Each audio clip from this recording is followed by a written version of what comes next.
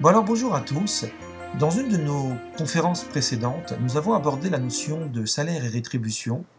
Il s'agissait alors de nous demander si cette notion de justice divine est en lien avec ce monde, à savoir est-ce que l'homme est récompensé pour ses actes dans ce monde-ci, ou puni pour ses méfaits dans ce monde-ci, ou bien s'agit-il d'un salaire qui renvoie en fait au temps eschatologique, c'est-à-dire à la fin de l'histoire. Nous avons alors abordé cette thématique à partir d'un rabbi qui s'appelle Elisha ben Avouya, qui est devenu hérétique pour avoir justement rejeté ce principe même selon lequel le salaire et la rétribution n'a pas de rapport avec ce monde-ci et uniquement en lien avec le monde à venir. Alors nous n'allons pas revenir sur cette notion-là, nous allons reprendre le thème de salaire et rétribution que nous aborderons cette fois sur la question de savoir l'intérêt en fait de mettre en lien nos actes avec un quelconque salaire et une quelconque rétribution ou une quelconque justice divine. Alors là encore, le sujet est très vaste, il y a différents angles de l'aborder. Moi j'ai choisi pour le moment en fait de commenter un texte de la Mishnah, un texte rabbinique qui se trouve dans les Maximes des Pères, dans le chapitre 4, Mishnah 17. Voici ce que nous lisons. Un instant de bonne action et de repentir en ce monde vaut plus que tous les délices du monde qui vient. De même, nous lisons dans la suite de la Mishnah qu'un instant de félicité et de bonheur dans le monde qui vient vaut plus que l'intégralité du monde présent.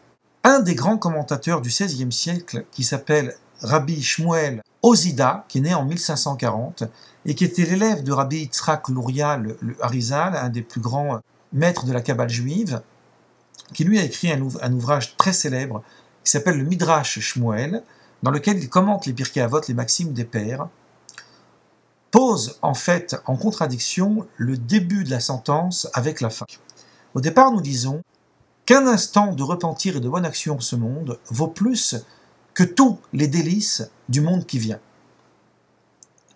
Cela sous-entend en réalité que l'action, les mitzvot, on pourrait parler des mitzvot, les commandements, ou dans un langage philosophique, on pourrait parler d'un acte moral, pour paraphraser Kant, ça vaut plus, en réalité, que l'intégralité du salaire et de la rétribution que Dieu pourrait donner à l'homme qui a accompli une bonne action en ce monde.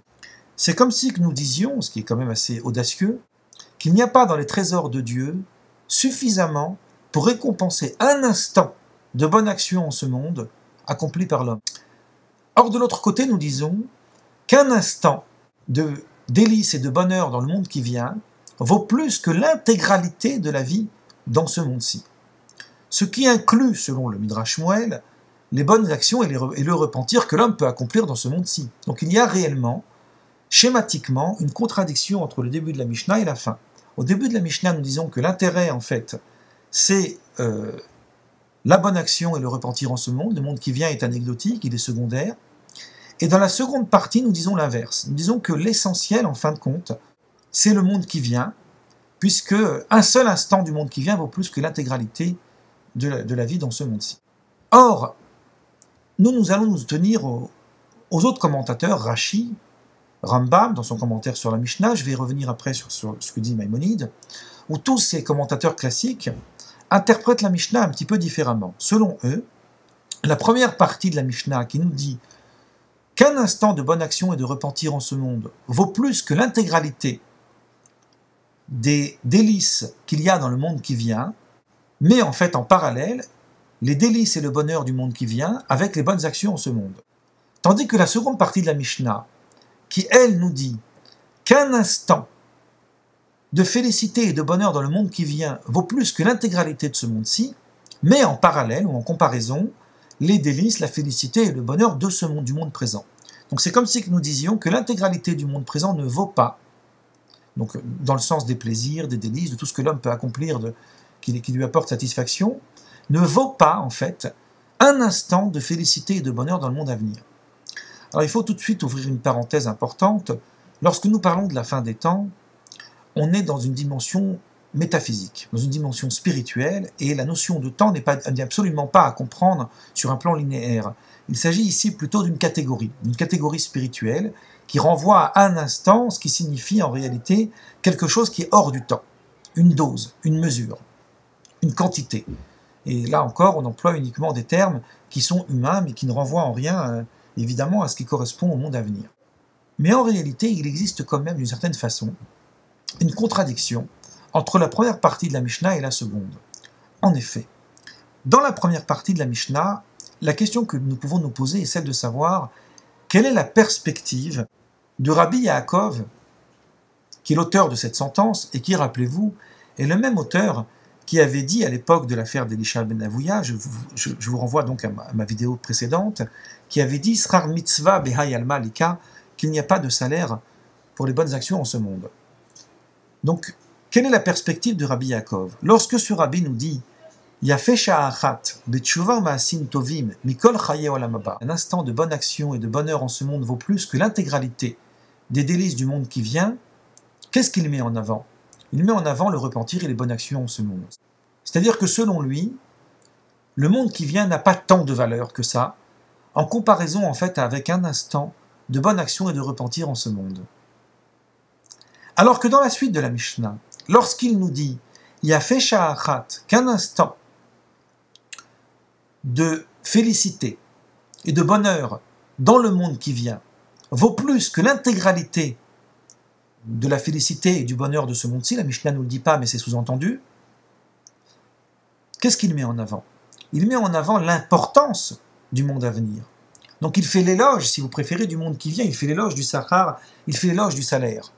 Donc il faut comprendre qu'est-ce qui se passe dans la perspective de l'auteur. Pourquoi d'un côté, il met en second plan en fait le monde à venir, il le sous-estime, si j'ose dire, par rapport à l'importance des bonnes actions et du repentir qui sont accomplis en ce monde, alors que dans la suite de la Mishnah, l'auteur fait l'inverse. Il dénigre plus ou moins ce monde, même si c'est uniquement dans la dimension de félicité, de bonheur, etc. Il montre que ce monde n'est que vent, n'est que buée, n'est que poussière, pour paraphraser l'Ecclésiaste, n'est que vanité. Vanité des vanités, tout est vanité. Au profit, en fait, du monde à venir. Alors, à mon avis, non seulement il n'y a aucune contradiction entre la première sentence de la Mishnah et la seconde, mais je vais même aller plus loin. Selon moi, la deuxième sentence de la Mishnah ne vient qu'expliquer la première partie. C'est-à-dire que quand l'auteur de cette Mishnah, Rabbi Yaakov, lorsqu'il nous dit Yafeh sha'achat betshuva ma'asim tovim ba'olam hazeh mikol chaye olam haba, qu'un instant de repentir et de bonne action, ce monde vaut plus que l'intégralité du monde qui vient, il continue, il poursuit son enseignement en disant que Yafeh sha'achat shel korat ruach ba'olam haba mikol chaye olam hazeh, qu'un instant de plaisir et de délice dans le monde qui vient vaut plus que l'intégralité de ce monde-ci, il vient expliquer ce qu'il voulait dire dans la première sentence.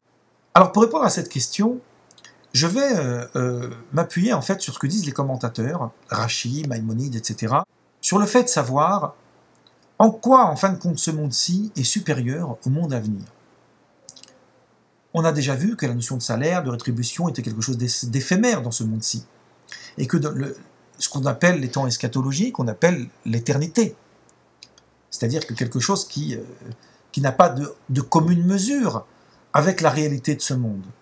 Or, il existe une dimension dans ce monde que rien dans le monde à venir peut combler. C'est l'idée de la perfectibilité de l'homme, de l'élévation humaine. En effet, pour la tradition juive, ce monde est beaucoup plus important que le monde qui vient. Le Olam Hazeh, ce monde-ci, ce monde éphémère, parce que seulement en ce monde, l'homme peut progresser. Une fois qu'il arrive à la fin de sa vie, il n'y a plus aucune progression possible. On peut faire un lien, en fait, même si le lien est partiel, avec la philosophie d'Ibn Rushdi, d'Averroès, sur l'intellect acquis. Pour Averroès, même si cette notion est contredite par Maïmonide et par Thomas d'Aquin, l'idée est quand même intéressante. Pour Averroès, l'âme humaine, en fait, n'est créée, n'est façonnée que dans le vivant de la vie terrestre. C'est-à-dire, c'est par le fait que l'homme, dans son vivant, par ses bonnes actions, par ses efforts de spiritualité, d'acquérir en fait les vertus, il façonne, il fabrique une âme qui, elle, aura le loisir d'être éternelle. Sous-entendu, si l'homme n'a rien fait en ce monde, il meurt tel qu'il est arrivé, comme dit l'Ecclésiaste, et c'est fini, il n'y a plus rien. Il ne se passe rien après la mort. Pour qu'il y ait en fait une notion d'éternité dans la dimension d'âme humaine, on est dans une réalité ici philosophique, pas forcément, faut pas forcément prendre ça au pied de la lettre. Pour qu'il y ait cette réalité-là, nous dit Averroès, il faut que l'homme, dans ce monde-ci, façonne cette âme.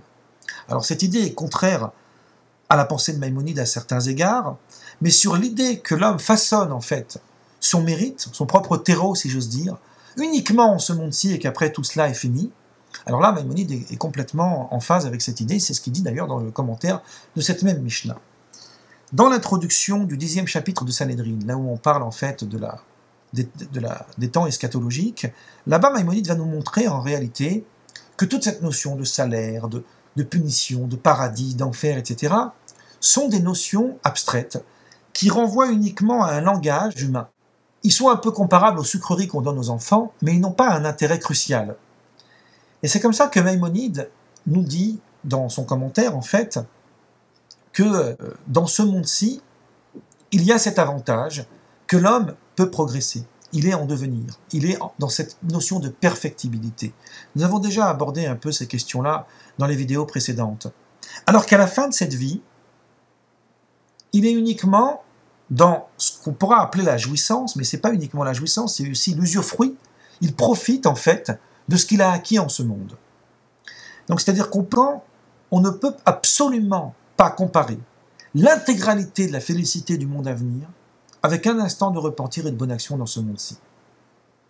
Parce que l'homme, y compris celui qui a fauté durant toute sa vie, nous disent les sages, dans le Talmud, dans le traité, notamment dans le traité Avodah Zarah, page 17, et dans nombre d'endroits dans les Midrashim, un des grands commentateurs classiques du Talmud, Rabbeinu Yonah, en parle dans son commentaire sur la Mishnah, de cette idée-là, qu'il suffit d'un instant pour l'homme de repentir et de bonne action en ce monde pour acquérir le monde à venir, y compris lorsqu'il est question d'une personne qui a accompli que des méfaits toute sa vie.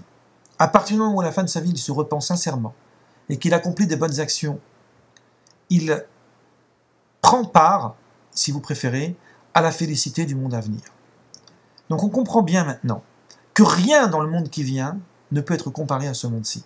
Parce que dans le monde qui vient, il n'y a aucune évolution possible. Il n'y a aucun rattrapage, si vous préférez. Donc non seulement il n'y a pas de rattrapage, mais l'homme ne peut pas évoluer. Il reste tel qu'il est.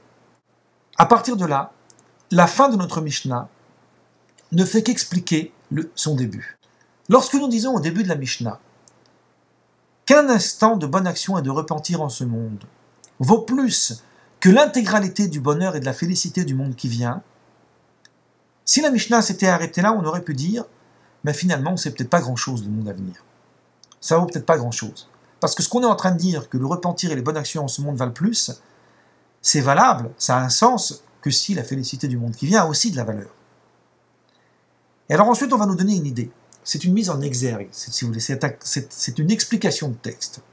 C'est-à-dire, si tu te poses la question de savoir qu'est-ce que ça représente le monde à venir, qu'est-ce que ça représente le monde qui vient, sache que un instant de félicité et de bonheur dans le monde qui vient vaut plus que l'intégralité des délices et des plaisirs que l'homme peut avoir en ce monde.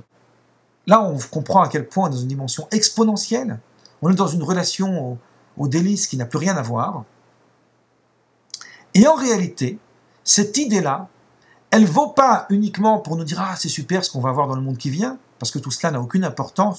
C'est qu'une fois qu'on a établi qu'un instant de plaisir et de délice dans le monde qui vient vaut plus que l'intégralité de tous les plaisirs que l'homme peut avoir en ce monde, alors on est en droit de se poser la question, mais comment un délice aussi grandiose, aussi grand, peut-il rester inférieur à un instant de repentir et de bonne action en ce monde?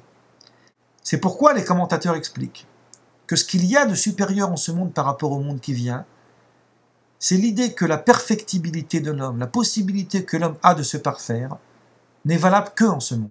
Donc plus on peut saisir en fait l'intérêt de ce monde-ci pour se parfaire et pour augmenter en connaissance et en évolution spirituelle, plus on parvient en réalité à dépasser l'intégralité de tout ce que peut nous donner le monde à venir. Puisque le monde à venir ne peut que nous donner une récompense aussi grandiose soit-elle, qui est en correspondance aux actions qu'on a commises en ce monde. Mais elle ne peut pas produire ni d'action nouvelle, ni d'évolution en spiritualité de l'individu qui a choisi en fin de compte de se réaliser en ce monde. Alors voilà, c'est une réflexion complexe. J'ai essayé de vous l'aborder en quelques mots. et j'espère revenir sur ces sujets-là à d'autres occasions. Voilà, je vous remercie.